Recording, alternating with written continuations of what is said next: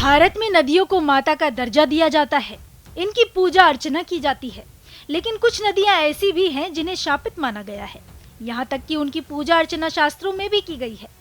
ऐसी ही एक नदी है मध्य प्रदेश में, जिसे चंबल नदी के नाम से जाना जाता है।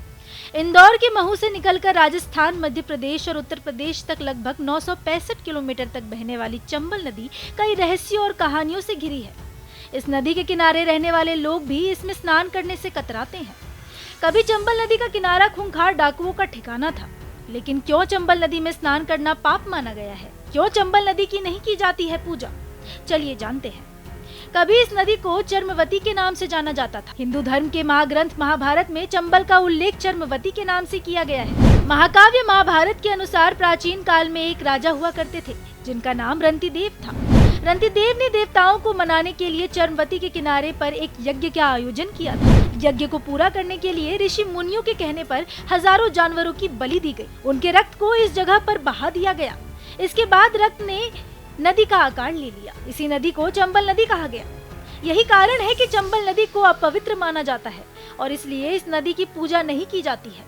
कथाओं के अनुसार द्रौपदी ने इस नदी को श्राप दिया था। कहा जाता है कि महाभारत काल में चंबल किनारे ही कौरवों और पांडवों के बीच चौसर का खेल हुआ। इसमें पांडव द्रौपदी को दुर्योधन से हार गए थे। इस घटना से आहत होकर ही द्रौपदी ने चंबल की पूजा अर्चना से परहेज किए जाने का श्राप दिया था।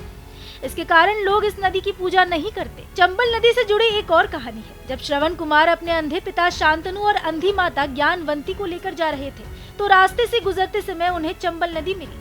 प्यास लगने पर श्रवण कुमार ने चंबल नदी का पानी पी लिया, जिसके बाद उन्हें गुस्सा आ गया और वो अपने अंधे माता पिता को वहीं छोड़कर आगे चले गए। रास्ते में उनको अपनी गलती का एहसास हुआ और वो वापस लौट कर आए। फिर अपने माता पिता से माफी मांगी और दोनों को साथ लेकर आगे की यात्रा शुरू की। भले ही चंबल नदी पर श्राप हो, लेकिन मध्य प्रदेश के विकास में इसका बहुत बड़ा योगदान रहा है। चंबल नदी के पानी से बिजली बनाने और मध्य प्रदेश राजस्थान को सिंचाई के लिए पानी देने के लिए 3 बड़े बांधों का निर्माण किया गया है, जिसका लाखों लोग लाभ उठाते हैं। चंबल नदी उत्तर प्रदेश की एक ऐसी नदी है जिसमें प्रदूषण काफी कम है। लगभग 16 किलोमीटर के दायरे में फैले इसके बीहड़ों ने राजस्थान, मध्य प्रदेश, उत्तर प्रदेश के डकैतों को इन बीहड़ों में छुपने और वारदात करने की पूरी आजादी दी थी। चंबल के बीहड़ों ने मोहर सिंह, मलखान सिंह, पान सिंह तोमर, फुलन देवी, मुस्तकीम, बाबू गुर्जर, निर्भय गुर्जर, सलीम गुर्जर, विक्रम मल्ला नामी और खूंखार डकैतों को देखा है। आज पूरी दुनिया चंबल नदी को नदी के नाम से कम और डकैतों के नाम से ज्यादा जानती है।